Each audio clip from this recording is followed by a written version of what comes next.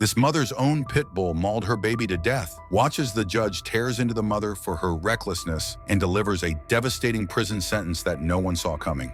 This court case is unfortunate in that there's loss of life and that you, Ms. Smith, is or are a victim to this because you were the mother of the child. However, the court specifically finds that you have no remorse for this, or you at least shown no remorse. The consequence of this case is grave. A child lost its life, and we can't look at the fact that, or ignore the fact that the ultimate consequence, because of your reckless conduct, resulted in an unnecessary death. I think it's very true to say that this is 100% avoidable, and there's no way that this court is going to ignore the severity of this case and your failure to understand why we're here.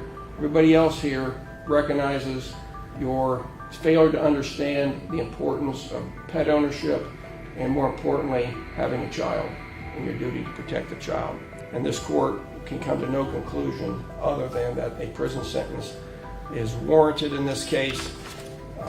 If I could give you more than 3 years, you'd get more than 3 years at this point, especially after the information that was presented here today. The court will impose a prison sentence of 36 months. You are now what's subject to being sent to prison. Once you complete your prison sentence, you are subject to what is known as post-release controls in this case. That post-release controls is discretionary or optional. Is that correct, Mr. Weaver? It's discretion on this particular charge still, right? Yes, Judge. You agree with that, Mr.? I do. You'll be discretionary or optional post-release controls for a period of up to 2 years on your release. That means you'll be subject to monitoring and supervision by the adult parole authority. You'll be given probationary type terms on that supervision.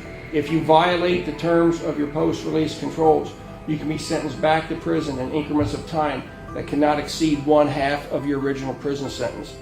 If while you're on post-release controls you were convicted of a new felony offense, you can receive an additional year in prison or the number of months remaining on your post-release controls run consecutive to any time you get on the new felony.